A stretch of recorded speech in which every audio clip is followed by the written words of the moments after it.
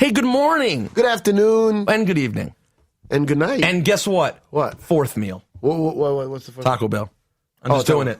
Just doing it. I'm just friggin' doing it. I'm going in there, and I'm getting a 7-layer right now. Hot sauce. Hey, Juan Epstein fans. Do you ever do we with Bevel?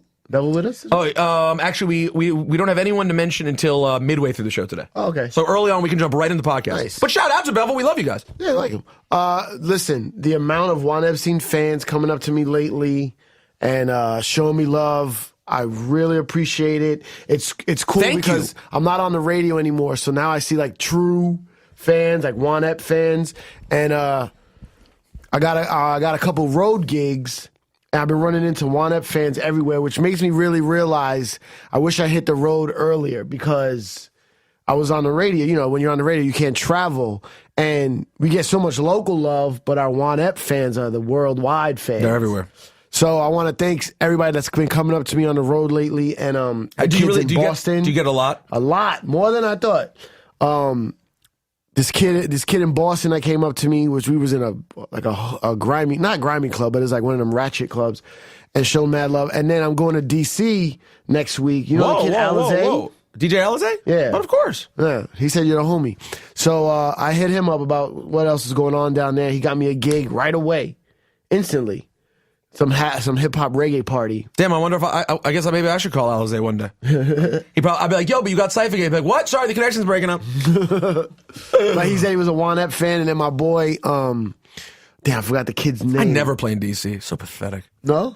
What's that got? I've played like barely at all. But I've done such a terrible job with people thinking I can do a party that, although I'm not gonna lie, first of all, I'm mad at you twice. Okay. Number one, because I would have been excited for you to see my set, because I bodied my 45 set this week. I was well prepared. It was a well put together, awesome set. I'm also upset with you because even when you don't show up places, Billy June shows up to everything. Okay, I wasn't here, but I didn't even know about it. I know, but it doesn't matter. How would I have known about it? Just, you got to keep your eye on things, because I can't just have Billy June showing up willy-nilly. The guy's insane. Yeah, you need a filter. Billy June and I took, for the second time in a row, gave him a ride back in a cab. Okay. We get in the cab, and I know he's going to start talking because it's Billy June.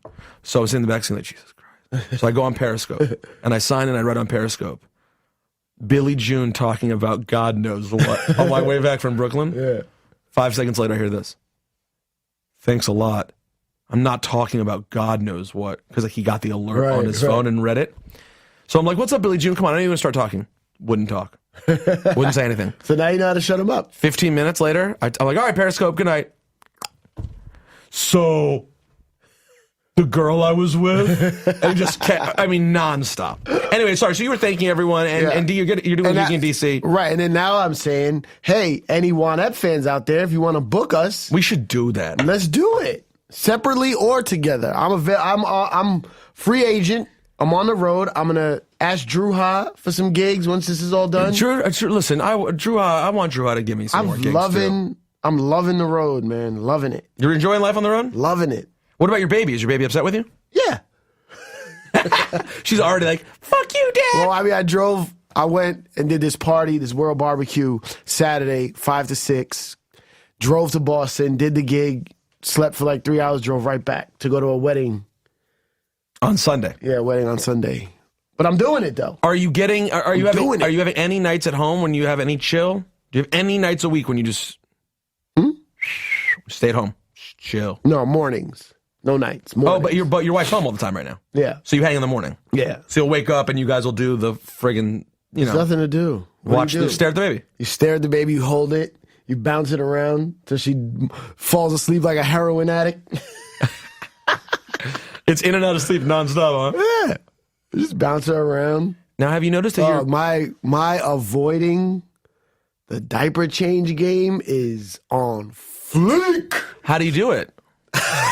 You just walk out? You have a timing pattern? You have a pattern down? Like, yeah, I'm holding her and I feel something. I got it's time to take a shower or oh man, I lay down. It's getting bad. I know how to do it. I did it in the beginning. I don't like it. Oh really? And I'm trying to avoid it. Ciph, you of all people I don't like shit jokes. Don't like shit jokes. Won't get a dog because you refuse to pick up shit, even though you like dogs. You think they're nice. Dogs won't pick up shit. You're not picking up shit. Baby's like a dog. A lot of shit. A lot of shit. I'll be honest. It's human shit. It's grosser. Dog shit's kind of hard and just like sits there and you pick it up in the bag. Nah. Human shit at this age, So I feel it is bad. just mush. I feel bad for my wife, but sorry, babe. I'm just clocking these days, like 40-day reset, man. Just clocking the days of not having to change a diaper. Wow. I do everything else.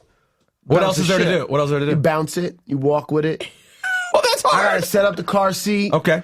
I gotta set all that. It was rough, taking a baby to a wedding. My mom was there helping out. Oof. And it's like the attention's all on the baby, so it's like you gotta like clean her up a little bit. And do you ever say? germs And do you shit. ever want to say to anyone like, "Yo, hold on, no disrespect, yo, fuck this baby. You know I got a lot going on right now." Nah. You never said that? Nah, it's like the baby keeps the small talk away from me. Oh, that's Crazy? right. They just go, "Oh, go, She looks like you. Yeah, cool. Sorry. I tell the baby sorry every day.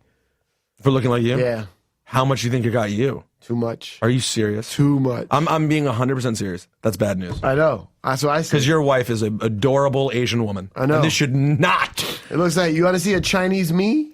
Go check out my baby. Well, listen, those things do still change over time, though. I hope so. We hope all traces of you just fade away. Oh, God. Sort of like the memories of your father who you haven't seen. Anyway, Mercury's in retrograde. All right, everyone be careful. Me and my mom had a huge fucking fight. Oh, it was bad? Bad. What'd she do? It was just like her sarcasm and her attitude, and I just wasn't going for it. What, you just weren't up for it? I mean, you've been dealing with your whole life. I know, but now I have the tools to deal with it. And she wasn't feeling it. I apologize. I texted her an apology, but she didn't write back. She's hating on me right now. Damn, mom's hating on you? Mom's hating. I'm going to reach out to your mom. I like your mom. Nice. Hey, guys. Our friend Anyway. Drew Friedman's here today. Speaking of the road, Straight to Friedman. indirectly, first person to ever put me on the road, Drew Ha. Because you went out with, hold on.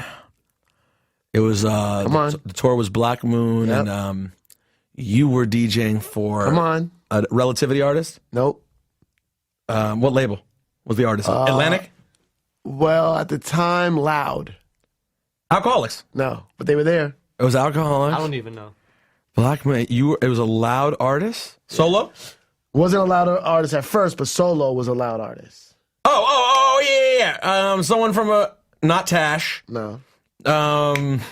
Hold on. This is really gonna bother me. East Coast, not West Coast. East Coast. Not no Beatnuts artist went solo on there. Who the fuck? Come on. I know we've talked about know it. this. I know. It was our tour. It was a Yeah. It was a Black Moon tour. Yeah. And, we were on the West Coast because the guy was a wild cowboy. Sadat X. That's Sadat right. X. I forgot. Sadat X, Boot Camp, Alcoholics Exhibit. What a show. remember that? good. That'd be a good show right Do now. you remember that show, bro? Those gigs? Probably not. Some of them, Were you out there? probably. Drew was there. Yeah. Out there all the I used time. to travel.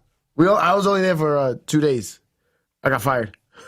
Why'd you get fired again? I didn't get fired. The label refused to pay for Sadat's DJ. Which was him. Yeah. So you were fired. Yeah. Indirectly though, not intentionally. I was like, what do I got to do to stay? They're like, nah. Just go. You would have paid your own way. So you're like, I would I pay pay my. my way, yeah. So Drew Ha. Yes, sir. Drew Ha. Drew Ha, for people who don't know, you don't listen to this pod. Actually, no, I guess there's probably some younger people who listen who don't know the, He's a behind the scenes guy. because you're a behind the scenes guy. So unless you're like I'm old. you're I'm old as shit. Yeah. You're maybe they love boot camp but didn't pay attention to everything. But Drew Ha and Buckshot were the heart and soul of the Duck Down boot camp movement. Duck Down Records.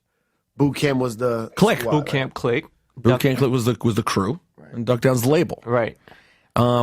Originally under Nervous.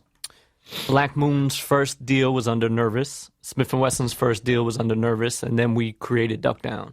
As your own, and then you went under Priority. And then we went under Priority. Boot I gotta be Camp honest, was I haven't done an first. interview. I know everything about this guy. I don't know Yeah, what I need you- to ask.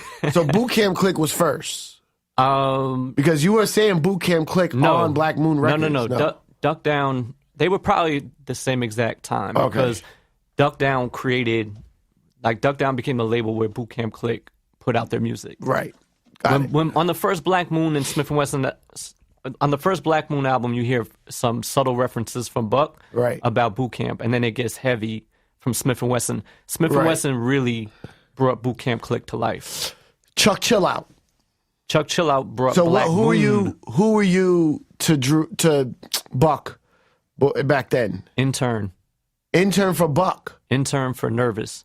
You were for an intern Nervous. for Nervous? Oh. Intern for Nervous. So Chuck Chill Out comes in. Yo, G. Yo, G. Yo, I got a group. We wear backpacks. Yo. Wait, who's the guy who ran Nervous? Sam Weiss and Sam. Michael Weiss. Sam, shut the fuck up. I got a group. We wear backpacks. This guy's Shorty. He's Shorty. I'm Buckshot Shorty. Shut the fuck up. I'm Chuck Chill Out. That is actually very close and accurate. You know Chuck Chill Out's name is, it's not Chuck Chill Out. It's Chuck Yell out. ... Chill Out. No, I'm serious. It really is? That's how they gave him that name. It's not because he's chill. He's the opposite of chill. They're telling him to chill out. I did not know that. It's Chuck. News to me. Like when you say it, it's supposed to think Chuck ... Chill out. That's insane. And in the background right now, of course, the first thing you ever heard, right, Ciph? Yes. Who Got the Propers? Big old song back in 1993. Wow. So they show up. What's your job at Nervous when you first see Buckshot walk in the door? I'm sitting up front because Nervous was probably like the size of this office right here, this studio where we are, and maybe like one office in the back. And I just basically, when you work at a small indie label, you wear multiple hats. So I was an intern, but I also was the radio department. I also was doing retail and video and whatever needed to be done. And you were how old? I'm fresh out of college. I'm probably 22. And so you're doing all this different crap. And did you and Buck just take to each other? Did you feel very passionately about the music? Like, what happened? So Buck was he just had a single deal. This record wasn't even out yet. He had a song out called "Fuck It Up," and which eventually was the B-side, right? Yeah, which became the B-side. And they weren't even sure what was going to happen. So Buck is this new artist being up on Nervous. He used to come up to the office like every day, just to kind of create business, like check in on what's going on. And he would sit where I was out front. And we would just kick it for hours before he was actually seen. We were close enough in age where, I was still such a fan of the music. I was an aspiring MC myself. Oh, that's right. Yeah, of course. Oh, yeah. That I said maybe if I get close with this guy, he would, give me a couple of pointers and help me out. But you didn't imagine we're going to have a partnership? Like, when did it become a partnership? It didn't. I honestly didn't imagine that was going to happen because even as things were going wrong between the group and Chuck, Buck was then active. Like, my role became, let me see if I can help find the management. And I remember we went to like 3 or 4 meetings with different managers. We went to, I'm going to leave the names out, but we went to see different people. And Buck would come out of each one of those meetings and say, nah, that's not the right fit. That's not the right fit for me. I want to go somewhere else. Chuck Chill Out was management? Chuck was managing Black Moon. Okay. And then at that point, I was already, speaking to Buck of saying, like, what do you have next? Like, what's the next group? And so Buck was, he was bringing me different things at that point. And did he already have with Smith & Wesson early on? He gave me the okie doke because at first Buck brought up like 2 or 3 of his boys that would just straight, So it wasn't going to happen. I think he was testing me out and my knowledge of music and what I liked, because he brought a couple of things up that I would listen to, and I'd say, Buck, this isn't it. And then finally he said, all right, I got someone you got to meet. And he introduced me to Smith & Wesson. He brought them to an in-store in New Jersey. For those not old enough to know what an in-store is, it's actually like you would go to the record store and perform and sell records. For a single? For Who Got the Props? Yeah. It's before the album. This is before the album. So Evil D's around? Absolutely. 5FT, who knows where the fuck he is? Nah, big up. 5 is around. He's there at that point. He was already there, okay. Yes. And Mr. Walter's around? Absolutely. Even though he's not in the group, he's basically part of the group. But at this point, they're still not really working on the album, out forward facing. It's just still like about the single and can we get something going. Was there any songs recorded from the album? Like, I'm sure demo versions? There were probably some demos that I probably didn't even hear or know about, but we didn't go into like that recording phase until after Who Got the Props started to pick up some. So how did Who Got the Props start to pick up steam? One station at a time. No, you know what? I remember Red Alert. Red Alert started to go in on that record a little bit. Really? And there was still Flex definitely played a part. Video Music Box. Video Music Box was Ralph McDaniels. Yeah. What did we like? Actually, the videos where I first actually, heard it. look, you know, as you're talking me through this, I'm remembering Ralph directed the video. Of course. Oh. We had to work out a deal with Ralph. That was, big up Chuck there, because there's no question that Chuck probably pulled that card. Right. And Ralph filmed the video, and then that video was all over Video Music Box. And I would say that was probably the kicker for that, because there was Hot 97, I think, was even still what year this was is this? 93. It's right around the time it became a state. Flex wasn't even on yet, because this is Oh, crazy he was too. on that. Oh, maybe 94. It was yeah. like 94. Yeah. Wait, Flex was No, you're signed to right. Nervous. No. Yeah, he was. He was. Right. Yeah. We were putting Chuck, yeah. We were putting out, not even through Chuck, just through Mike. We were putting out Funkmaster Flex 12 inches. You mean would you be 6 referring million ways to Come die. Or this one? baby. Yes. So I was doing radio promotion for this man too. I remember I took Flex down to BT. That's why you guys are in so a close. minivan. I was wondering We why. go back, man. He We plays go back. all your records, man. Not all, but He did. more than Yes. Most people of the same era. Yeah, exactly. And now I remember why. Now I realize why. Yeah, we have a lot of history with Flex. How big did it get? How big? I mean, I remember who got the props was got pretty popular. The video for Ralph McDaniel's video directing was like, I need more backpack. Put some more stuff in your backpack. It's the most backpacky video. But of all that time. was before backpack. No, I was know. a thing, It's right? You what- didn't even know what to look. It's what invented the term Backpack, backpack, right? and you holding your straps and bopping your head. Yeah, you love came that. from who got the prop. It's true. I loved it because I could actually do that dance. Yeah. I'm all upper body, no footwork. All upper body.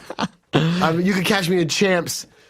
Tramps. but you know what? Tramps with any show with my backpack just Going bouncing. hard body. 93, right? 93. This is obviously before internet, before so much. It took us like 6 to 8 months to break that record because it wasn't going up on a blog post and then just Right. running down the scroll. Like it literally would be one spin at a time, school, and then yeah. we got like Philadelphia, we got Hartford, we got certain stations to come on in the mix. What was Buck doing while that was all happening?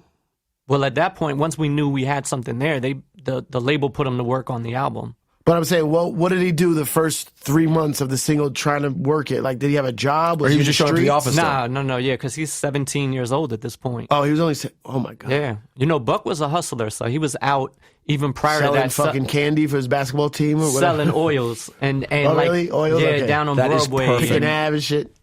yeah, like he was out there hustling incense and oils and Right. different things. I remember he got me one of the first times we were on the road. He like the oils that you put on and they smell a certain way, whatever. Yeah. So I was like, all right, all the guys are wearing it. I'm like, how much for a bottle? And he takes out this big bottle and he fills up this little bottle. It's like right in front. He's like $20. I'm like, what, for the big bottle? Yo, but what was Buck like as a person at that point? Was he similar to the way he is now? I mean, I've only known him for the last 8 years. He's a really cool dude. Yeah, a lot of energy, a lot of curiosity, a lot of desire to learn, a lot of hands-on. Buck is he's a very do-it-for-yourself type of person. And you guys always got along well. Yeah, we got along really well. Have you ever had major problems? Of course. All families and all artists and managers are going to have their But you lumps. guys are, I've told you this many times, you guys are like among the only ones who never really broke up. And like at this point, hard to see that at this point there would now be a fallout, We probably never made it big enough, that's why. more money. If there'd been more money, you could have turned on each other in a second. Right. I appreciate the jokes, and I understand what you're saying, but just so you know, you, Drew Ha, have had a major influence in my life. Before I met you, musically and the stuff you did, after I knew who you were and watched you hustle and even put money in my pocket. So Wow. I'm saying on Juan Ep, thank you, Drew Ha. Word, thank you. If you feel you're not, I mean, we all wanted to be fucking mega millionaires, and we still might be. Right. It's You not might over. find that It's next not over. Uber, That's baby. right. Yeah, by the way, It ain't over. I got to tell you, if there's one person, first of all, I echo the same thing. Drew has been great to me since the second I got here, in every way. But him and his brother are the ones who I do think are going to end up stumbling and still into one of those Yeah. fucking things. Yeah. I mean, we'll get there. But of course, you guys just did really well with the Joey Badass project as well. Yes. Yeah. Well, just for clarity on that, for Joey, we're consultants to his label.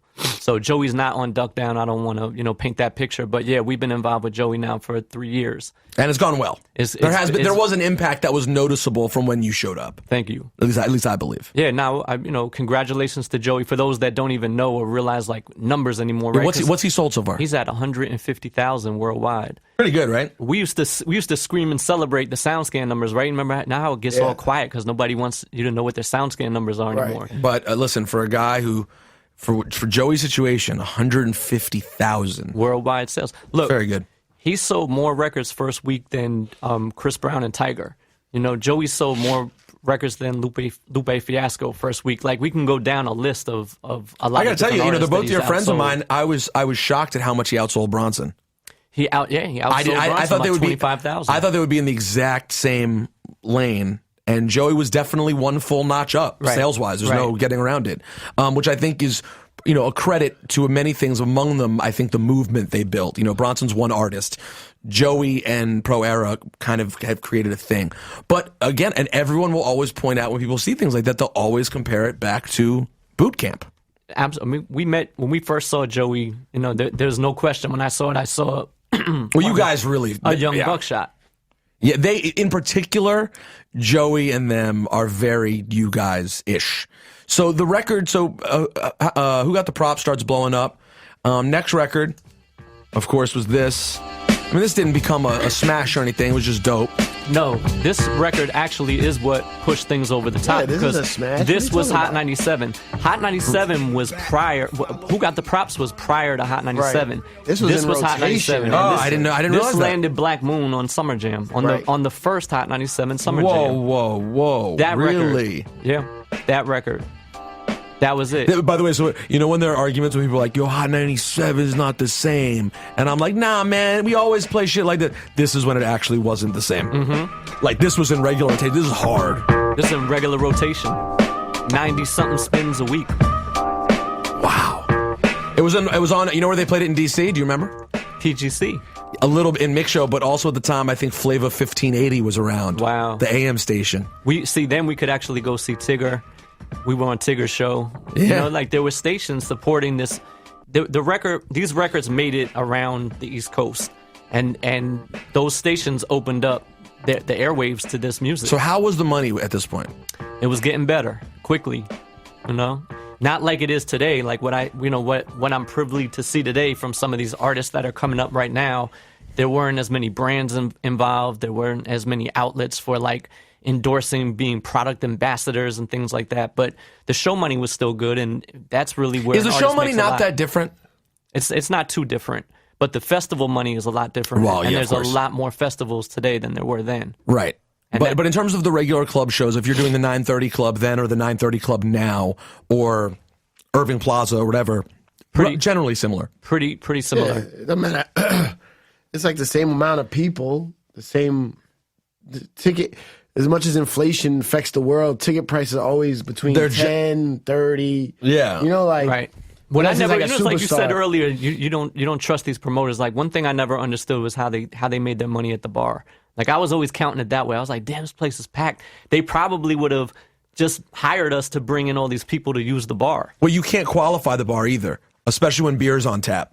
How are we qualifying now? Right. You counting the beers that you're selling? We don't know. You know what I'm saying? Like, so I always have an issue with that too.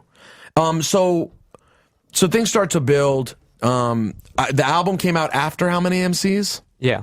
Album came out, I'm going to say that fall. 94? Yeah. Yeah. Was it 94? So we rode that single for I'm thinking. probably 2 years. Was it 94? It was 94. I know I had a Discman. I know I listened to a Discman. What's the first song? I Got You Open. No, that's the first song on the album. Oh no! Powerful Impact. Powerful Impact. Woo. I remember first hearing that. I know it was Busta Rhymes' voice. Right. You want somebody else used the same beat around that same time. That takes me back to cold winter nights. Buck, Evil D, and Walt, they recorded all night in the worst studios. Yeah. They didn't have heat. It feels that way. And now these sessions, man, those sessions were crazy because now you got Smith & Wesson every time out. Like and this is like right before we switched to D&D. And then we went to D&D Studios, and like the energy luxury, and the vibe. The lap of that luxury. was luxury, right? And how run down that was. Big up D&D. But then at that point, you bring in all the energy of all the other MCs and producers. Where were you living at the time? On 12th Street in a studio apartment. By yourself? By myself. Yeah, where are you from? Best decision I made was I was this close to Buck and I getting an apartment together, and I didn't. And just thank goodness it didn't work out, because it would have changed everything. It would have changed everything. Way too much. Too much. Yeah, and I'm like, I'm a neat 20 freak, hours and a he's day. like, Buck will just put the blunt down anywhere, weed all over the place. I can't do that. Where are you from? I'm from White Plains, New York. Okay. Come on, I said Bushwick to White Plains. Oh, you talking about your bars? I'm talking about my bars. Bushwick Which to White record Plains. are the bars on? You the man. You the man. You the man. You the man. Oh, it might be the instrumental. Because I tell them I'm Puerto Rican. I think it's the instrumental though. That's good. I don't need to be embarrassed right now. No, you should spit it on the instrumentals. What you should do. No. Wait, did I get you to perform that? Did you? Somebody got me to do it somewhere. I think you did. I have Improv performed show? it. I have performed it a few select times, but we'll leave that alone. Okay, leave it alone. Yeah. So you're born and raised in White Plains. Yes. Always. What year did you start really getting into hip hop? As young as I can remember, I would say probably 11 or 12.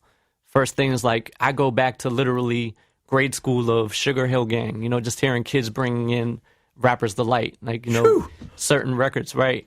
And then for me, like I think a changing point was probably Run DMC, and not the commercial Run DMC, but like Sucker MCs and just certain records that I was like, wow, this is just a ferociousness to this music, that the energy and the vibes to it that just pulled me in.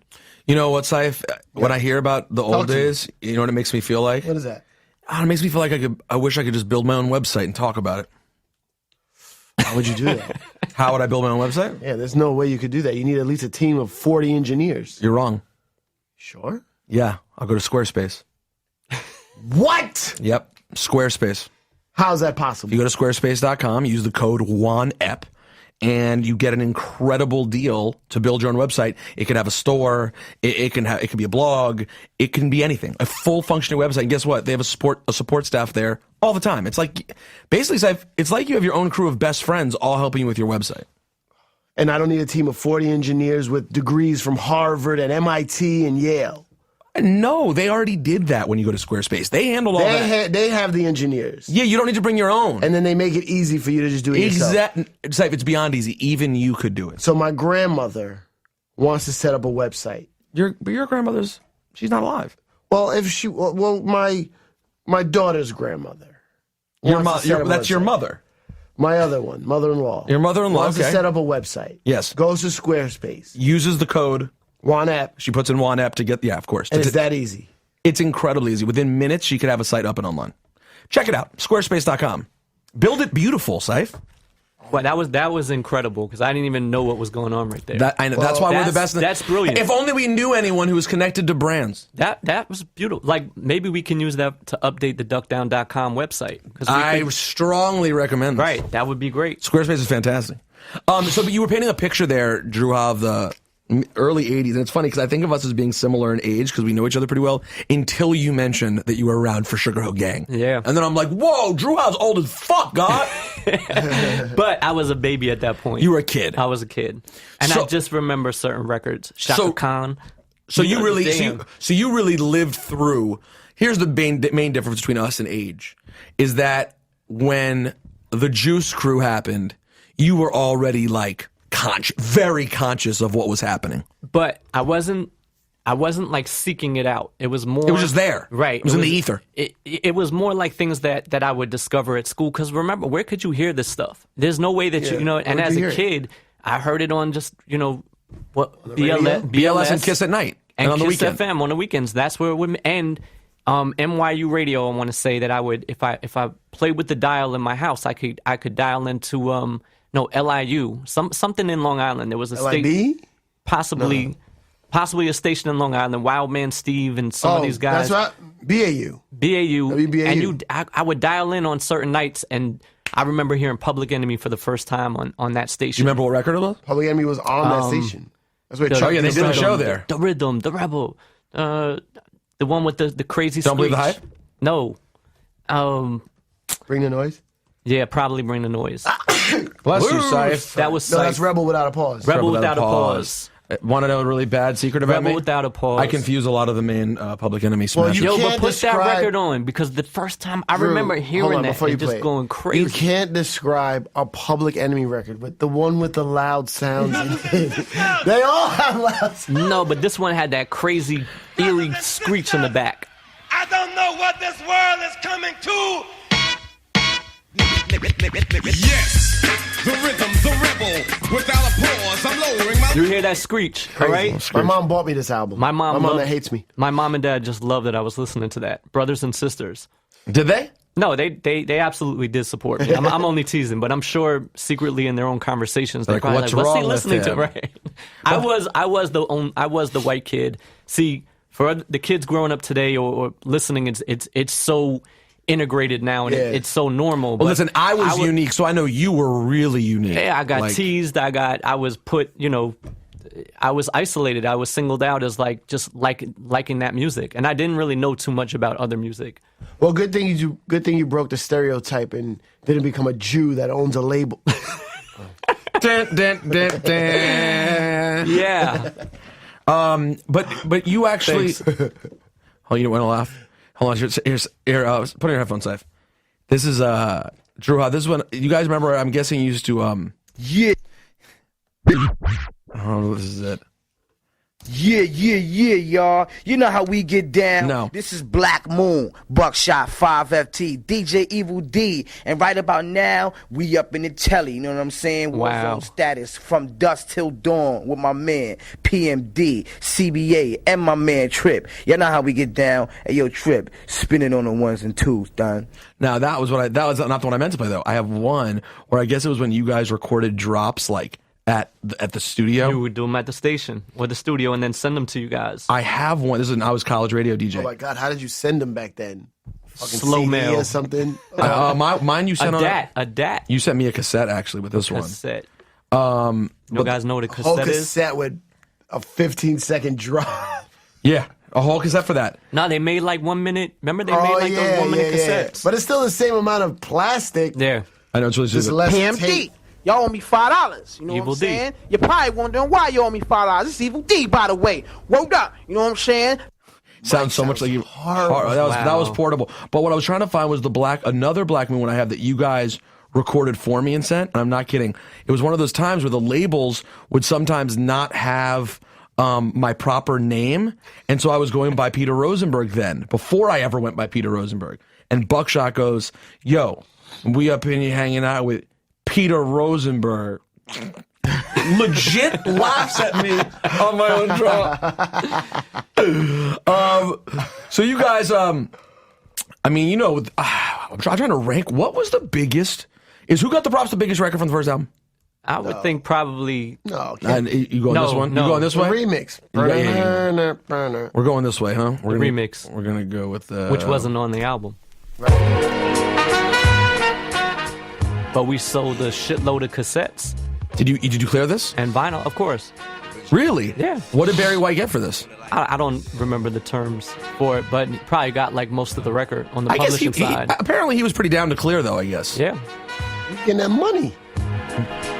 There was a big reggae record, the same exact time that used the same exact loop. Was that coincidental Buju or no? Banton. Buju. No, Mega. Oh, Mega Banton, yeah. No, it was not. It was coincidental, and when we heard it, we had to rush to get our version out. And it turned out cool. Oh, Turned out to work they perfect. did that. Oh, so they didn't do this off of your record? No, they just happened to come out, A lot of records happen like that. It's always weird. especially like, on reggae. The reggae Yeah. usually takes it after yeah. and makes a, Yeah, but it's funny because you can tell it's slightly different. Theirs sounds cleaner. Oh, Evil D and Walt That's don't just do a loop. anything clean. You guys they dirtied it up way better. But it was Buck's idea on the loop, and he brought it to Ian Walt, and they'll probably argue me down the other way, but I'm sure that they came together to produce But that that's, record. what is that again? I got you open? Remix. Yeah, I love the original. Now, real Yeah, quick, and the if you want to, original. insight, I'm glad you went there because if you want to know what a good single sounds like, this is a good single. A side is this, the remix we just played. B side has Oh man. I like the original better. So grimy. And then, just to be crazy, you guys throw on the crazy mixtape third song, a title that Drew could never once say out loud. Fucking ass. Killing every Person. Killing every person in sight. Yes. Another one of my favorites. Ooh, this is one of my favorites. Yeah. Every single had like a new Every record. single has some shit like this. But song. these aren't even on the album. I know, it's No. a new song. See, today we'd be crushing it with iTunes single sales. Yeah, this would have been big. Right. And I remember this song was one of those ones that appeared on some mixtape. Do you remember what it was? A lot of mixtapes. It was on a bunch of mixtapes Yeah. so over a few months. And everyone's like, what the fuck is that song? Yep. Original heads check 1, 2, 3. Always kept it fresh. Yeah. New songs. But I don't know. What's the other one? Another remix. I love this and the original. Same sample, right, but different part. E and yeah. Walt flipped a different part of it. You flipped it? You helped flip No, it? E and Walt. E and Walt did. E, not me. I think they did. Yeah. Did you ever get Not involved in me. production at all? Just me in the studio telling them, do it this way, say that. Like, trying to tell them to do the verse again. Maybe doing some drops, but anytime I was in there, Mr. Walt would get very uncomfortable. Did you have any now? Real quick before we change the subject, and the B side of that, which was dope, because like we said, they always put out more songs. Was this? Fire. If you guys are wondering, this is called Murder MCs. It's another unreleased B side. They would throw in the single. But did you see yourself in any way like? Did you have any? Even though the timing's almost the same, did you have any Diddy aspirations?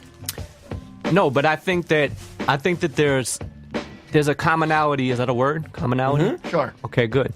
That there are people in the studio that may not be technical producers, but they do help orchestrate the production. No, they do help guide, need it. concepts. It gives and the vibe, yeah. Yeah, and there's certain people that just sit in there in a studio session and be like, yeah, that was great. And they're just excited to be in the studio. And there's other people that'll drive the artist that will say, I think you could do that verse better. I think maybe you could change that word. I think, just little things like we're saying, a drop here, a drop there. All these tracks are laid down, and now you can kind of play maestro with how you want things to come in and sounds to sound.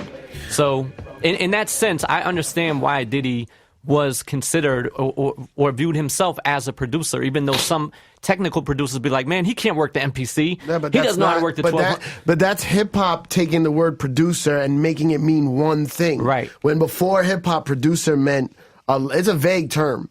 It means a lot of different things.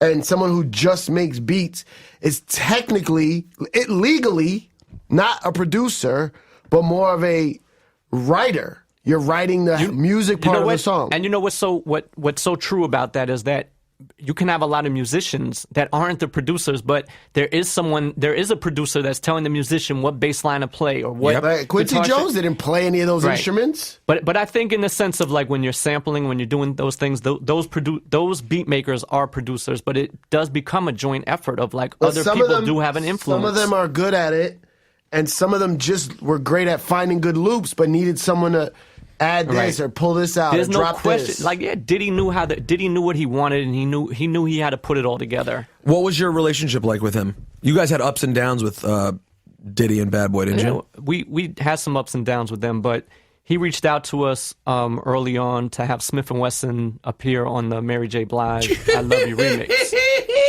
Cue it up. Pretty good. This one, if you're wondering, if you're going, really, which one was that? Pretty good record. It would be this one right here.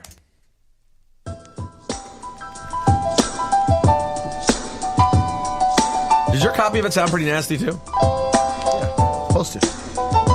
So I had like an early on learning lesson through Diddy, and that was taking the pressure of being a manager to all of these artists and feeling the pressure from them to deliver for them. And Diddy invited us up to Bad Boy to negotiate this deal, or to not even negotiate it, just to kind of put it all together. And my first mistake was I went up there with 12 people. I let like the entire boot camp come to that meeting, which was probably like completely unnecessary and not the way to do it. And unprofessional, yeah. And unprofessional. And then from there, we Did he say anything? Or could you tell he was like, He probably was like, what the fuck? Why did you come in here with 12 people? But then on top of all that, like in front of 12 people, we asked, I had to do it, and I like asked for way too much money. But I had to do it because those 12 people were with us. So I couldn't like leave that meeting and say, damn, you know, like have one of Tech or Steel's boys say that I undersold. You're not doing it. Right, that I wasn't trying to deliver for how them. much too much did you ask for? Significantly too much. So much so that I would say we ended up getting about 10% of what I asked for. Diddy was like, yo, man, yo. He was like, yo, Mobb Deep just did this on the strength for like a certain fee that they got. Like he just started breaking down. He's like, because so-and-so has to get paid and so-and-so has to get paid and I got to get paid. So he's like, I can't give you what you're asking for. And he broke it down and we were like, okay. Oh my God, that's funny. Were you embarrassed about? Is that one of those things you get embarrassed about after the fact, or no? You're like, I can't believe I said that. Yeah, absolutely. But at the same time, you for your situation, you were doing right by the situation as far as how it is concerned to you. Right. Like whether he said no or not, you might as well start out that high, and at least you get credit then. You know, you wonder why a relationship like yours lasted so long. One of those things is early on, had like all the artists, when you didn't know them that well, had their people not fucked with you and been in your corner, that can be a real detriment too. Absolutely. Head on. But I did leave that meeting and be like, damn, I didn't, like I knew in my heart I didn't play it right, because I still would rather have had his respect of, you know, like that we handled it the proper way and then he can come back. Did his respect? I mean, respect for how we came in and negotiated and handled it.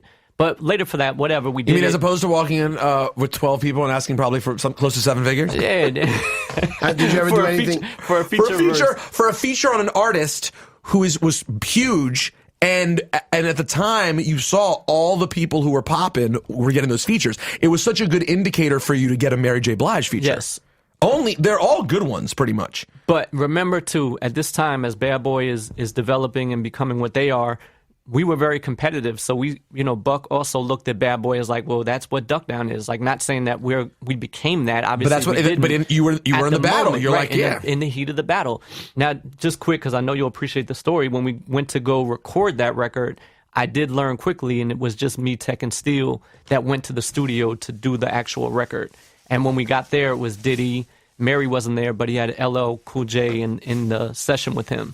So it's like doing the other remix. LL was just in the room with Diddy. No, but he did the Mary remix at the same time, right?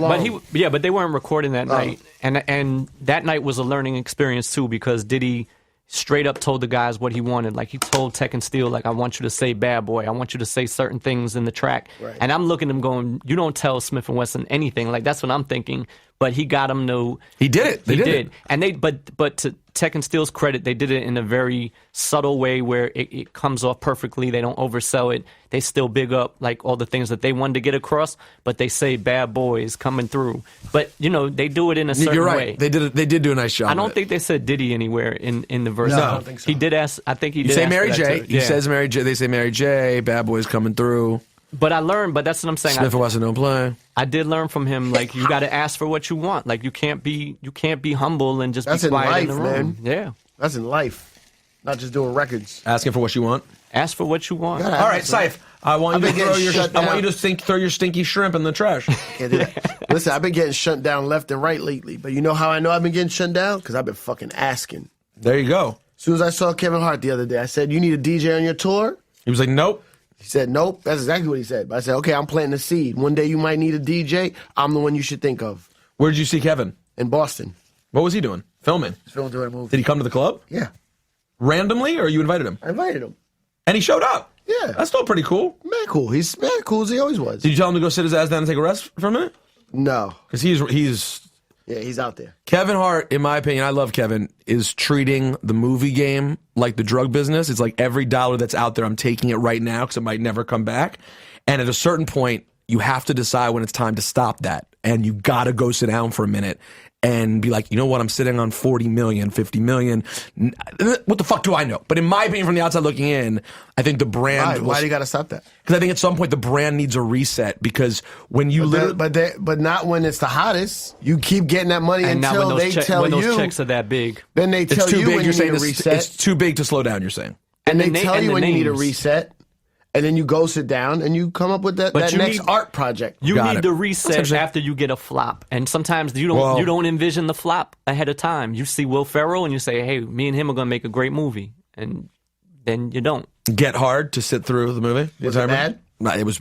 I didn't Difficult. see it. I saw it. It was bad. It wasn't bad, but it wasn't great. It was Get Hard. It was more than hard. It was difficult.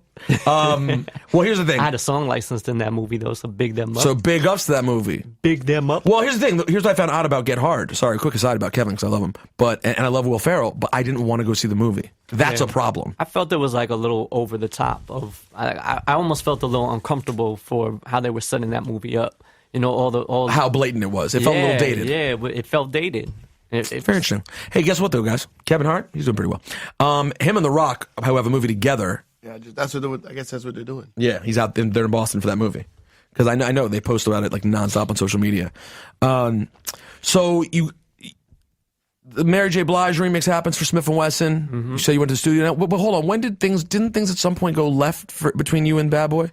There was some instances between some of the groups, and that caused Biggie the damper. And Tech are friends. They were friends. A lot of these guys are friends because a lot of them are from the same neighborhood, so they just know they have common friends. So a lot of them grew up together. I know Tech always. Yeah, but Big and Tech, there was some things that happened that I'd rather not even discuss. Go into? Yeah, because they're just so in the past, and the guys have always over the years have worked past it. But yeah, there things happen where isn't Tech the guy? No, is that Warning? No, that's MOP. I don't know where you're going. You're talking about when it says Warning. Fame? Remember that guy from the hill up in Brownsville? Yeah. I don't think he was talking about those guys. No, not in a bad way, but they were telling him about it. Forget it, whatever. Yeah. But things were weird for a while. Things were weird. I mean, look, you know what it was? There was a group OGCs, and you had Biggie, and there was some beef between. It was OGC. That's it was OGCs, and this was also not too long before he passed. So I do believe because of the relationships between them and Junior Mafia and Tech, and like he's saying that he was from those neighborhoods, that a lot of these guys dealt with each other, that it would have all eventually been squashed anyway. But when he passed, there was no way to do that. Right. And so it just kind of always... So it bothered everyone. There are people it bothered. Yeah, absolutely.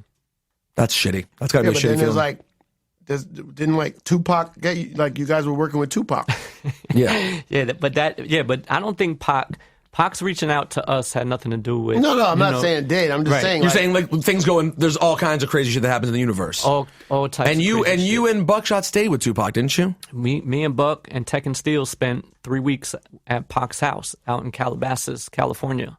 Yeah, when they did my improv show, that was the story they told. Like, what was it about the soda? Was it about the soda? Yeah, the soda. But that was my soda story. And Buckshot told it? And Buckshot, he probably told the soda story. Stole your story, man. Stole your shit. So then, but what about Smith & Wesson? Like, I feel bad though. Should we not? It's like we can't just. Can we? Even though I've heard you tell the story before, I don't know if we can refer to the story and not tell the story at all. Want to do a brief version? The quick version. The condensed version. With the condensed version is we're at Pac's house. He's going to film a movie by day, Gridlock, I believe. We're at his house all day and night. He just moved into this house and he has a fridge full of orange soda. We drink literally like we're just popping soda, putting it down, and we get warm. We go back to the fridge, pop another one, leaving cans half, 3/4 full. We got 3 days go by and there's like 4 sodas left in the fridge. And I get down in the morning and I open the refrigerator and there's a yellow Post-it that says Pac's soda. So I was like, wow, this is big trouble. And I went upstairs and I woke everyone up and I was like, yo, you don't put a Post-it. You don't claim something if you're not conscious and aware in your own house that you don't want anyone touching this soda. No, you don't. And now, that became the orange soda story. What I ended up doing as the jokester, prankster that I was, we had a security guard, Buck's brother, his name was Thor. And I took yellow Post-its and all over his pantry and his kitchen, I would put like Thor's oatmeal, Thor's soup, and I was putting those shits all over because I know Pac loved Thor, and then I didn't know how they were going to take the joke, but his sister and the mom, everyone was just cracking up. How big was the house? It was big. It was a nice mansion size, and Suge had just bought it for him. And Pac was pretty ringing at this point. It was about to be really, really on for him at that point. This is 96. I'm going to say the beginning of 96. So that's interesting because it's like, I mean, you guys are off, between Black Moon's between albums. Yes. Smith & Wesson album's out. We just launched OGC and Helter Skelter's album.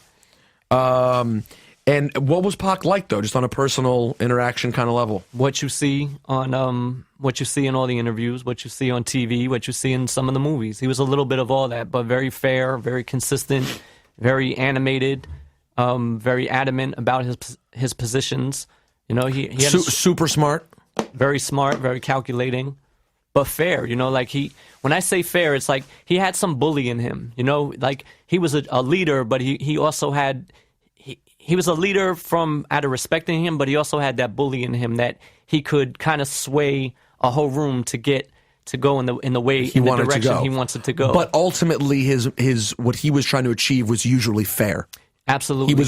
He might push you and blah blah blah, but he wasn't a dickhead who was getting over on people. Right, but we'd be in the studio and he put so much pressure on people. Like we were recording that album, One Nation. He didn't give. When I say that he's fair, I mean that he didn't give a fuck who you were. It could be Buckshot, it could be Daz and Corrupt, or whoever else in the corner. He was like, yo, if your verses aren't ready when it's time to record, the next person's up and you're not going on that song. And nobody could contest it. Like, that's what I'm saying. Like, it didn't matter who it was. So he was fair. Like, he wasn't playing favorites to the Outlaws. He wasn't playing favorites to And is that what it was? Anybody. Was it the Outlaws album?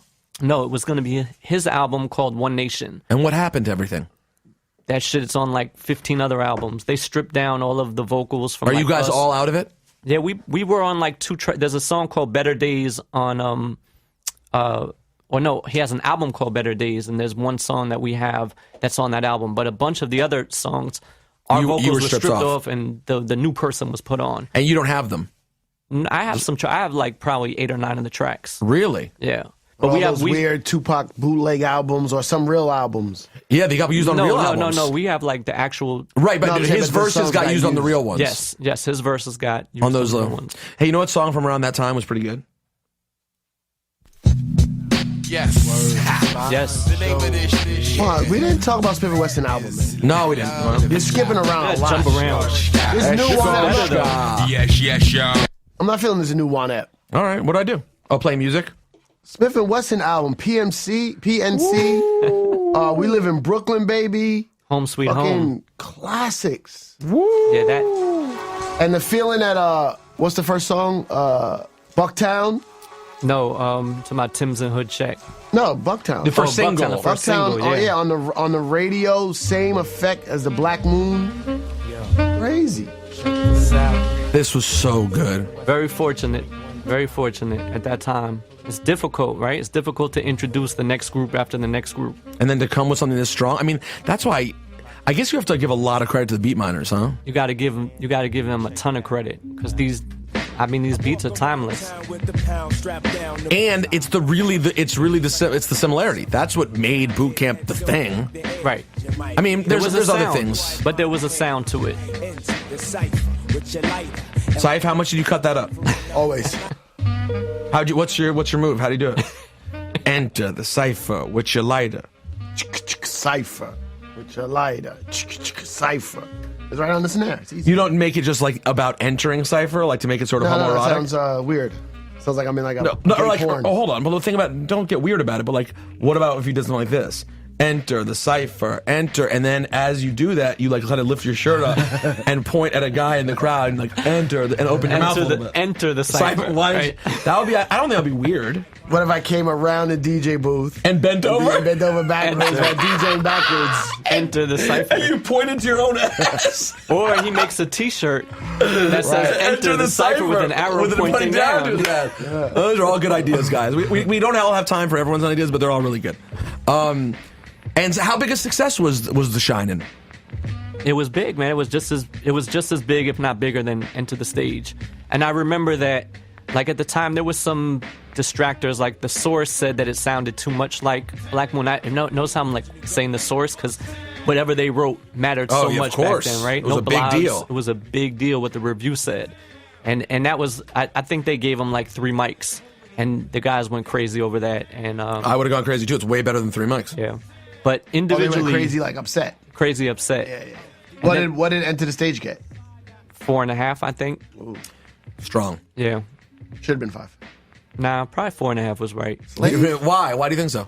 Because I think you got to always leave some room for improvement. I think if all of those B-sides were on Enter the Stage, and then it would have been a 5. Touche, Drew. Which of the fivers do you think deserved it? Refresh me. Illmatic? I don't remember. Illmatic's a 5. Absolutely. Life After Death is 5. Didn't Outkast get a 5? I think eventually, Aquemini I did. Not the first one? No. I think the first one was 4.5. Yeah, I would say all of those deserve it. Did Biggie get 5? Life After Death did. By the way, no one believes this. Illmatic? 4.5 to me. Why? Why? Should have had 2 more songs on it. If I was reviewing it, I would. If I was reviewing it, I would be like, "Man, this is perfect. It's over." Less is more. Less is more. More artists need to understand that. That is true. By and from large, their you're right. albums, and then also from their stage performances. I just got an email for a Duck Down Barbecue. Nice. Wait for it. Hosted by. Oh my God, we're back in Brooklyn again. It's a fun spot. Yeah, you know what's really fun to go? Yeah, thanks for having me, Drew. He's the worst. And by the way, and you know, I mean, the reason we do this barbecue site, it's all about that cheddar. We out there making. We're giving. No, it's actually a free show. I know. It's for the people. But Siph, you know when was a really fun time to go to that? It actually turned out great. But I was out. It's in Brownsville every year. All right, and actually, it's fine. Enjoy yourself. Right. I went out to Brownsville 2 days after the Nicki Minaj thing, and when I was like on fleek, I was like. They gave it up for you, though. They did. I had one person who said some weird shit to me, and he was just a psycho, like some weird psycho. But of course, I mean, it's really my scene. It's a great crowd who's there to see great hip hop. Sean Price's reaction to you was priceless. That was the best. Do you remember he was like... He goes, "The man who wrecked the buffet." At the Harris Club? Yes. That was what Sean Price said when he saw me. That's what Sean said in front of everyone. He's like, ladies and gentlemen, he was saying it loud. Right. The man who wrecked the buffet. What's that from, Ciph? Beverly Hills Cop. It was pretty good. It was an awesome intro. Is this the man that wrecked the buffet at the Harris Club? Exactly. What's your favorite song off of the Smith & Wesson? PNC. I don't know if I have that on here. I'll be honest with you. PNC is my shit. Problem is I have Smith & Wesson spelled different ways all over my computer. Just Probably disgusting. some Cocoa Brothers in there. And then, what the fuck, man? Why Cocoa Brothers? They smoked a lot of weed, cocoa weed. But why do you have to change the name? The gun company? We got sued. By the gun company? Then you got to keep it. We got sued by the gun company. And it's not a matter of did we get to keep it. It's just more that over time we saw people like Eminem, DMX, Timberland kind of getting away with a similar, comparison to what we were going through. So it was contested, but we literally received like a 20-page cease and desist on every level, like saying they were making they had the belt buckle patent T-shirts. What they didn't have was music. So, you could contest it, but those laws are very tricky. The copyright, it's intricate of like what you got to go into. And they were an independent group on an independent label, meaning Nervous still at this time. They didn't have the money to fight it. And, all parties just felt in when you get into a court legal situation, what happens is time, right? Like, even if you're in the right, you're still going to be held up for time. Yeah. And they didn't have time, so they just decided to go on and move from the name. Big mistake. I'm a little upset. For us, I was a part of that mistake. What, you mean not continuing to fight it? Yeah, I think so. Obviously, it would have been much better and easier to come out with that second album under that same name. Well, why isn't this loading? Oh, man, are none of these songs here? Oh, that's so upsetting. They have a song called, I don't know the name of the song offhand, but the second album is called Rude Awakening, and the intro has Professor X on it. That's from the Rude Awakening. But they literally go into the whole lawsuit within the song. And for those Smith & Wesson fans that never got past The Shining, if you listen to the Rude Awakening, that the very first song like really first of all, describes it. First of all, people are idiots if they left after that, because there's some great moments. I tried to play one-on-one. Wasn't there though. It wasn't my thing. So if you love one-on-one, the one from Soul in the Hole, Loud Records, Loud Records shit. Yeah. But also around that time, Ralph was McDaniels did the video. Cipha left us already. He's gone. He's gone at this point. The remix, I like it. This shit. He was working out. Now he's working for Pharrell at this point. He's gone. Yeah, he's out. You run them diamonds in them gems. Get up in them tech, keep cowards in check. What about this, Ciph? What about this? What about this? That's a shit. ST, what I represent. NY, hold it down for my peeps in the veil. No troubles with this song? We only put it on vinyl. So no one gave a shit. No one gave a shit. Sold a lot of vinyl on that record. Yeah. What are some projects that you guys put out or singles you put out that might surprise us with the amount of and by the way, for anyone who doesn't know that song, it's called Super Brooklyn if you want to look for it. Yeah, Super Brooklyn. I think, all of the projects actually all did well. I mean, even when you get into OGC numbers, they were doing 180, 200, 250. So OGC The Storm? Yeah. Oh my God. When you think about that comparatively, it makes no sense. This is the single. Guys, this is the single off of an artist who sold 200,000 copies. Listen.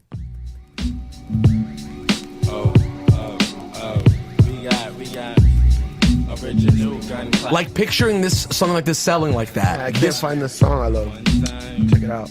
I think they were at this point. I think the industry was getting a little tired of us that we kept introducing the next group. And honestly, like when you look back on it and I think about it, the stars align. I have 8 MCs or 7 MCs that really made music like that. I mean, obviously the Wu-Tang comparison is there, but these were all individual groups, and I think that was the big difference between. But them and they were all your groups were. I can see why people could get tired because the sound was like it was all similar. It was all that. It was all Evil D and Mr. Walt, right? Even though it was the same producer, it sounded very different for each. You mean voice quality? Both. But see, I think I know I'm so close to it, but I think Boot Camp voice quality, they all have very distinct voices and flows. I think it was the music. I agree. I think it was the music. You think that you didn't step out into different producers until after that, Right. Yeah, and RZA, some stuff. And even RZA was, I do think, had a lot of other influences early when he was making those other albums, and there were other people who were getting involved. Yeah. I was about to tell you to play this. There we go. That's the Bad Boy Beef. This is another one, right? We Bad Boy Beef because of Total. Right. They made us change the sample, so we did this for New Jersey Drive soundtrack. So the original one is we turn it in. That is the remix. Oh, the original was what I played? The original never came out. The original is what you were playing, right? So we turn this in. 3 weeks later, the soundtrack, they accept it. They pay us. Everything is good. 3 weeks later, they come back and they say, we need you to change the record. And we're like, why do you need us to change the record? Oh, they were both New Jersey. They were both on the same soundtrack. So they Puff Jack your shit? We don't know what happened, but nobody was happy. Oh, this used to come in. It was all filtered, 950 filtered, and then it dropped. 3, 2, 1, nice to know ya. You wanted to pop junks and I was like a little figure or the... Man, you keep cutting shit off. You're a horrible DJ. Sorry. Give me all the chicken heads from Pasadena to Medina, bet big. Much cleaner. It is totally different. Much brighter. It's an R&B record. It's supposed to be. I mean, I love how dark the. I like Mr. Walt's remix though. I know he never truly. Well, he was probably always frustrated because this just didn't. Nowadays I had it up to here. Fire. From my chest to my head. When Louisville. Bless my head, then the eyes are red. Coming for ya. 3, 2, 1, nice to know ya. You wanted to pop junks and I was like a little figure on the floor. Ain't ready, grab the original guns and machetes. I pin that to the grass like I was Teddy. Cause brothers ain't ready. Pen that ass. Get it, Teddy? Pender ass? Got it. Enter the cipher. Which enter the cipher. Cipher, can I be the hashtag for this episode? Hashtag enter the cipher. Did this ever, this was on the Boot Camp Click album? Yes. This was on Helter Skelter's Nocturnal. They ended up putting on Nocturnal. Ooh. You know Sean didn't want it. What do you, he didn't want on the album? Sean didn't, it was probably too, he didn't want it on the album. You know what Flex used to play? Too happy for Sean. You know what I heard? Too happy. This was? Because they were doing yes, y'all. Yeah. Too happy. He needed this. Punk ass. Now this beat got used around the same time too. Jermaine Dupri. No, and Showbiz. Yeah, Showbiz. Well, I think we took it after him though. You did. Yeah, and that was Baby Paul at this point. Baby Paul of the Beat Miners. Oh, this is now you're outside. No, but Baby Paul was always one of the Beat Miners, but he was just kind of like the one you didn't hear too much about. Oh, got it. So it was still all Beat Miners, but different people were taking. So over the years, you guys got to tour with a lot of different people. Is there one specific tour in those years that you thought were? Give me the thing. Give me the music thing. He wants the music thing. Give me Tour. the thingy. You gotta put it in fast. Pause. Okay. Hurry. There you go. This is my shit. Ah, man. How do you even have that? That's on YouTube.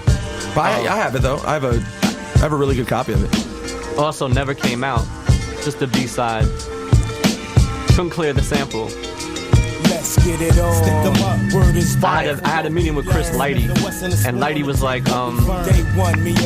was like, if you bring that over here, we could clear it. What do you mean, bring it over here? He was trying to get us to come over to Def Jam. Go to Ciph and Wesson? Everything, everything we were doing. Like, at those times, it was like, just take meetings and see what you can do. And why didn't you do it? It was a dumb move, man. Probably should have done it. Why didn't you do it? Because we had that independent. Yeah, we had that independent mentality. We also had contracts, man. Fucking contract. Right? They could have probably Leroy would have fixed that up, but yeah, but sometimes it doesn't work out. Look what happened to CNN. Exactly. Nah, I don't have any regrets that way, because I do know they would use you up and spit you out, and that would be the end of it. Pause. But yeah. Who did you guys get closest with the guys that you went out with over the years on tours? I mean, we usually did a lot of them ourselves. So, yeah, I guess that's the thing about having a whole crew, right? Yeah, we were cool with like the Alcoholics, Das Effects. We did a few tours with Das Effects. Always cool with Brand Nubian, with Sadat. Even when Sadat would say weird, crazed things about Jews, or that's more Lord Jamar. Was it? Yeah, yeah. I stayed away from that. He just ignored it. I'm sure, you know what? Let's be honest, Jarrell. Let's call it what it is. Over the late '80s, early '90s, you probably spent a lot of time ignoring weird things said about Jews. Is that true? Would you say that? Absolutely. Or I would think in my mind that there was a reason why they were saying it that was probably, justifiable in their minds. Right, but they didn't realize that saying it making it like any racism, making a blanket statement about anyone is not cool. Right. But I would take that position. I would say there were people that I would come across all the time that did not that's why you feel that way. They didn't like white people. Like I would go around, and this is a lot. Buck was heavy in the nation. Like, he was heavy in the 5% teachings. A lot of these guys were, and I was viewed as the devil to them. Like, blatantly, a couple of their friends would come, but then I would turn it into kind of, I would joke around with Buck and be in these situations where I've gotten comfortable enough with him, where I'd, be in these situations like the Larry going, I'm the devil, like, here I am, not knowing else how to address it, but with some type of comedy or joke. Obviously, you can never say that's a joke to them, but in terms those of that situations, yeah, you just try to add some humor to it and then try to understand from that. And how do you guys do right now? Like, how do things work with the vintage boot camp artists? I mean, you have your own stuff. You work multiple places. You work with brands a lot. But in terms of the work with Black Moon, Smith & Wesson, Helter Skelter, where do you focus the most attention? Who does the most work out of the crew? That's probably one of the things I'm most proud of is that it's 20 years later. It's our 20-year anniversary, and that I'm still in business with all of these guys without any sets of contracts and all types of complicated paperwork. It's the business is still open to them. Duck Down still operates as an indie label. Obviously, the model of the music industry has changed so much. Like, what's out there for them is so different, but they're all open at any time to do projects and do things that we come up with creatively. We had to reinvent over the years. I think, a lot of people know the name Helter Skelter, and they don't even know that Sean Price is one half of Helter Skelter. Mm-hmm. Sean's gone on to make an incredible independent solo career for himself. So he's been extremely active. Buck went on and made 3 albums with producer Ninth Wonder. Those became their own following, being able to tap into the Little Brother vibe at that time. Yeah, in Europe and things like that, of course. Yeah, man. And Smith & Wesson made a whole album with Pete Rock. KRS-One and Buck made a whole album together. That's right. We became conscious of what we could do to make it a little bit different, to not just hold on to 1993, 1994. And that's what's been, unique about us. You said what people may not know or realize from us is that, yeah, we're still actively putting out a lot of albums every year from a lot of different artists. And it stems from boot camp and from this being the birth of all of it back in 93, 94, and 95. And also, what is the date of that barbecue? People want to come out and... June 11th. People want to come hang out with the entire Duck Down Boot Camp family. You should come on out. It's next week. It's June 11th. It's free. It's from 2 weeks. 6 to 9. No, You're good in Brownsville? I'm good in Brownsville most of the time. Walk around, no problem. I didn't say no. If I'm with Sean Price, I'm good. I mean, if I'm with Sean Price, I'm good. Yeah. But I wouldn't say I walk around no problem, because you can always have a problem. I mean, that's regardless. I'm just talking about, like, there's a lot of people that know you. Yeah, but there's a lot of people that don't. But can you walk around? Would you go there by yourself? To do what? He's such a New Yorker. For what? So what the fuck is he going there for? What am I going out there for? I go to Sean's house. I call him if I'm downstairs. I apologize for asking something so stupid. Yeah, like what? That was the perfect. That was such a Juan Ep response too. Hey Drew, thanks a lot, man, for coming through and hanging out with us. Oh man, I'm honored and humbled to be on here. You, like Ciph said, you've been great to us. You've been great to hip hop. I've always thought it was very cool that you guys have lasted so long. And you see so many like duos and groups that you just never thought would break up, always did. So it's always been very cool to see how well you guys have done. Man, I appreciate it. You know, we just keep going and try to like contribute wherever we can.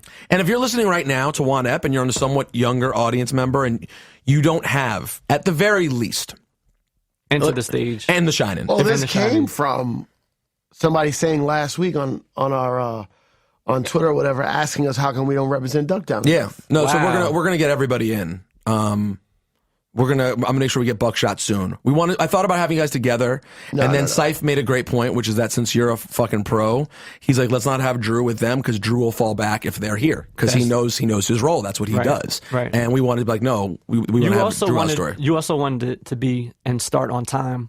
So this was like a very easy way to get the first one done. Those guys are always on the bridge. No, I'm going to lie to Buckshot by 2. They're always on the bridge. They're always on the bridge. You call your That is a great fucking line. Where the fuck are you on at? The bridge. I'm on the bridge. I'm almost there. I'm on the bridge. 10 minutes. I'm on the bridge. The worst thing I could possibly hear. Because then you know how much traffic there is from, and they're not on the bridge. And they're not on the bridge. Not even on the bridge. If you said on the bridge. Because you know what? You're not going to say, the truth is you're not going to say I'm still in Brooklyn. Because, no. You're not going to admit you're still in Brooklyn, so you have to say on the bridge. So you're probably just still in Brooklyn. You ever thought about just following them? Like going to their house, right? At the time they're supposed to leave. Like they're supposed to leave at 4 o'clock. What are you doing? I've seen it, though. I wonder if you could just be under... Yeah, but even with you around, it might even be a little extra pep. Like if you're not around, go undercover in a fucking... So what are you... Tell them what time they have to be somewhere. And then you say, all right, what time you leaving? They're like, I'm leaving at 2. And you go in front of the house at 1:30 and start watching. Fucking watch. You'd fucking have a ball. Sean Price is on time. Sean Price is on time. Yeah. Really? Yes. He's the one. He's the one. He's on time. Buckshot to this day, still not. Buckshot is the worst. That's so funny, too, because he's the also... best and he's the worst. That is amazing. Hey, by the way, one more shout out to our friends at squarespace.com. Make sure you head out to Squarespace. What's Squarespace? I told you, it's an amazing website where you can build things beautifully. Do you need a team of like 40 engineers? If we already talked about that. No, Squarespace, in fact, is trusted by millions. All right, and it starts at $8 a month. And if you sign up for a year, you get a free domain. $8 a month, and you get a free domain if you sign up for a year. That is, I'm literally reading this right now. That is insane. So, anyways, go start your free trial today. No credit card required. It's at squarespace.com, and use that code ONEEP. Site's going to look amazing. Drew, you're the man. Can I get some shameless plugs? Of course. Go ahead. Right, please. So I'm telling you, the barbecue, right? And then June 11th. You can see some of our new artists because I think that's important that we continually put out new artists and give them a chance. So we're working with an artist out of Toronto named Raz Fresco, who I've been telling you about for a minute. Right. He wants to meet you. I'm looking forward to it. A female named Chelsea Reject. I've heard of Chelsea Reject also. Cypher's favorite, Young M.A., who I showed him the video and it scared the shit out of him. Wait, when did you show it to me? I sent you the link. And I sent it to you and Drewski, and you said, yo, that was... Oh, yeah. Young M.A. She was dope, though. She's incredible. She's fucking scary. Yeah. She's going to be there, too? She's going to be there also. Oh. Remember that name. That's what she says in the record, Young M.A. She's got a video out right now that has... Say her name again. Young M.A. Young M.A. Don't call her Young Ma, like a bunch of the guys did at Webster Hall house party when she came out with Flex. They were like, Young Ma, and she was like, no, it's Young M.A. That's hard. Well, don't get mad if people call you Young Ma by When you accident. could, right? No, you got Young letters, M okay? Period A. I would never say that to her face, though. No, you wouldn't. You wouldn't. You wouldn't. Have you seen Have that you seen video? the No, I'm gonna go watch it. Yo, my man. You have to watch it right now. You made me Yeah, watch I some want to bullshit see your. last week. I want to see All your right. reaction to this video. Dial it up. 1.8 million views already. Really? Yeah, man. It's ugh. And I have to be clear. When she's not signed to us, we did a partnership with her. So we're going to be distributing and marketing her music. But she has her own label and her own, groups and things that are coming out from it. But we're really excited. I normally about don't that like one. anything that looks or resembles what that whole video looked like. But because it was Drew, You looked. I listened to it and I watched it and I was like, fuck. We're going to watch it after we All sign right, off. I'm gonna watch this. I'm gonna go. Young M.A. Young M.A. That was a good plug, guys. I gotta be honest. I'm Yeah, interested. June 11th. We'll see it. All right. Hey, guys, good night. Good luck. What the fuck are you saying? I made up a new... We don't have a goodbye? Oh, yeah, that's right. And I'm going to be in London on Thursday night at XOYO in London. And I'll be at the Boom Bat Festival on Friday in Bumblefuck, outside London.